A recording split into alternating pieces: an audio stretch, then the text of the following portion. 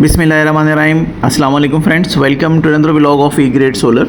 और आज A grade solar की टीम मौजूद है कराची के इलाके औरंगी टाउन में, जहां पे हम 6 किलोवाट का Solis based solar project execute कर रहे हैं। इस साइट पे हमारा 8 पैनल के साथ ये जो सिस्टम है वो एग्जीक्यूट होने जा रहा है। क्लाइंट के पास जो था वो बजट कम था और वो अपना डे लोड जो है वो अपने सिस्टम से माइनस करना चाह रहे थे के इलेक्ट्रिक की बिलिंग से, जिसकी वजह से उन्होंने फेज़ 1 के अंदर जो है वो 8 सोलर पैनल और विदाउट बैटरी सिस्टम के साथ जाने का डिसीजन लिया है।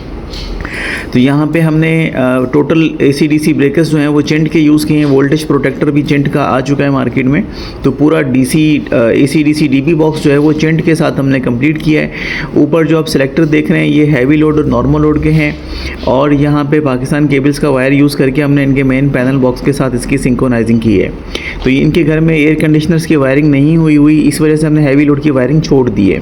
तो ये पैनल्स हैं, इनके 8 पैनल्स हैं जिनको N टाइप 585 वाट के जो कि फैब्रिकेटेड स्ट्रक्चर के ऊपर आ चुके हैं। और इस पे ऑलमोस्ट जो है इनका 3,500 से 4,000 वाट इंशाल्लाह इनको सोलर से मिल सकता है।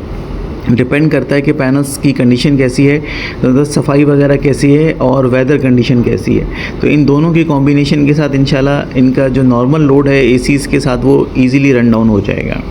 तो अब हम आपको दिखाते हैं इन्वर्टर का पॉइंट, इन्वर्टर की वायरिंग का जो प्रोसेस जो आगे जा रहा है स्टेप बाय स्टेप, वो आपको दिखाते हैं कि किस तरह से हम PVC पाइप के साथ जो है वो सोलर का वायर ऊपर से लेके आए हैं। और तकरीबन कोशिश होती है कि हम अपने तमाम प्रोजेक्ट्स में इसी पैटर्न को फॉलो करते हुए एक अच्छे से फिनिशिंग वाले लुक के साथ जो है वो प्रोजेक्ट को कंप्लीट करें। तो ये PVC पाइप का रास्ता था जो हम आपको दिखा रहे हैं कि किस तरह से हम इसको स्ट्रक्चर तक लेके गए और फिर हमने स्ट्रक्चर के साथ जो है वो इसकी वायरिंग जो है वो कंप्लीट की है।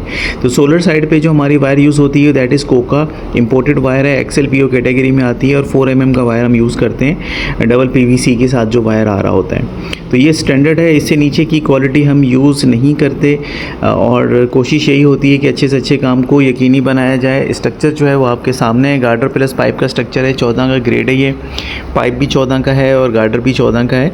तो तमाम प्रोजेक्ट्स में जो है इसी तरह का स्ट्रक्चर जो है वो जाता है। वॉकवे इस वजह से ज़रूरी है कि आप पैनल्स की सफाई ईजीली कर सकें।